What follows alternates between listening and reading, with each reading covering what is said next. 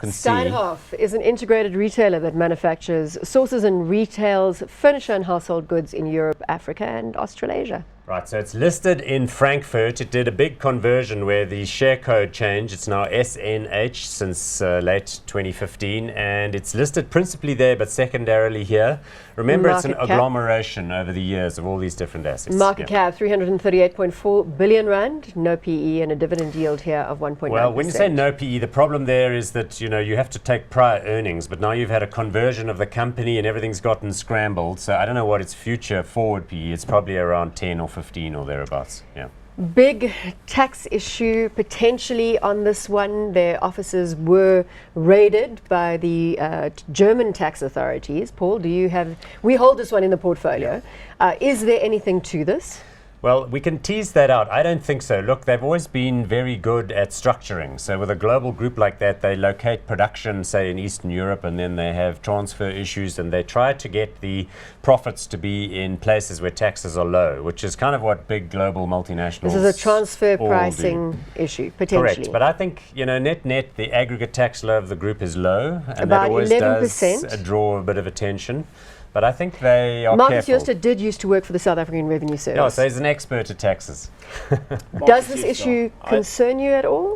Well, it's a concern for many companies that work in different environments, in different sectors of business and different countries as well. Because of volatility in those markets, because of the fact that there's competition, fierce competition, you're always trying to get the best out of your margins. So what do you try and do? You try to do what Paul's talking about here, is look at where you're going to get a lower tax base. And maybe they might even think about the UK because they've just cut their corporate taxes down. So, but here's the trick about this particular group of men, I'd like to call it that, because they are very, very firm and they know their businesses very well. Most of them have been part of the businesses in which they have represented the business at a high level, whether as director or whatever. So when you have a board that's diverse like that, that's knowledgeable, that understands the business unit in which they come from, it really creates a very strong bond of units in terms of management, and you are able to execute much more efficiently. And they still pay Vestact is another name that we need to throw into the conversation. You can't mention Steinhoff and not mention him. You know, so he's a very important part of that. We know his turnaround strategies in other businesses and what he has been able to achieve even locally here. That's why he was recruited, and the main reason is to make sure that they execute equally as strong, but also making sure that those shareholders are also happy. Paul? Look, the history here is that Klaus Daun and Bruno Steinhoff, Marcus Jooste, and then Christo Wiese have kind of worked to engineer this group. Remember, they added PEP last year, so that was a massive and major deal, and they bought that out of Breit. It's now a global group, but its center of gravity is Europe, because So it's second to IKEA in Europe. Correct. And they've been acquiring all these furniture retail assets, which you would think is a very unglamorous sort of sector to be in. But what Marcus Jooste and his team have done, they work incredibly hard to look at the basic business fundamentals of every single store, every single facility, to make sure that the trading is done profitably, to make sure that there isn't operational inefficiency, to look at supply chain management. So they will, for example, buy in Asia, manufacture stuff in Eastern Europe, supply it out of stores in Paris and, you know, Germany and all the other places they operate.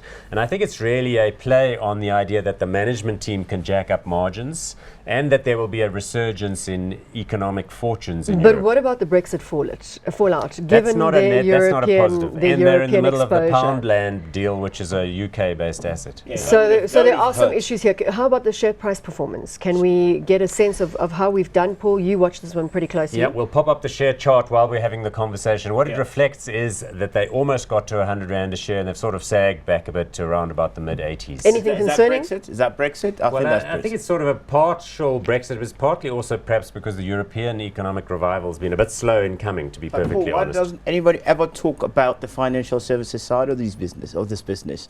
I mean, the fact that they lend out money, they do use a lot of credit, and there has to be a strategy that they use to make sure that those people pay back that money. Do you own Steinhoff? Before you answer, do you own Steinhoff? Yes, we do. You do? Yeah. Sorry, Paul, now you can answer Clive's question. Look, the financial authorities, or sorry, the financial activities in the group is not as acute as it could be, because remember, in Conforama, they don't lend money like, say, Ellerines or Lewis stores or those kinds of players do here. They have joint partnership relationships with like BNP Paribas and so on.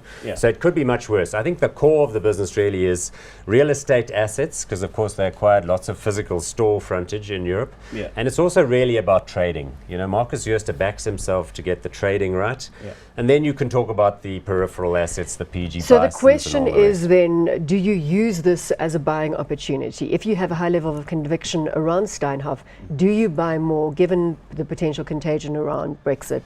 For pound. me, the answer to that is definitively yes. In other words, yes, it would be great if Europe was flying and the Brexit vote had gone the other way. It would have probably been at a higher level. But one way or another, this is a very good management team. They're acquiring solid assets and they'll turn them around. Hot or not? I believe in May, so I want to say it may happen that Steinhoff will come back after May has taken over office, and it may happen that it actually shoots the lights out, and that's why I'm saying it may be hot. So you're a Theresa May fan. I am indeed. He's backing her all the way. Hot. You're saying hot. I'm saying hot. Paul, hot or not? Yep, hot on this one, and I think it's still going to do more transactions. You know, Mr. Jooste doesn't let the grass grow under his feet, neither does Mr. Wiese. The two of them will His probably... horse recently won the Durban July. Something to celebrate. Oh, really? Oh, there you go. There's another little plus on the plus.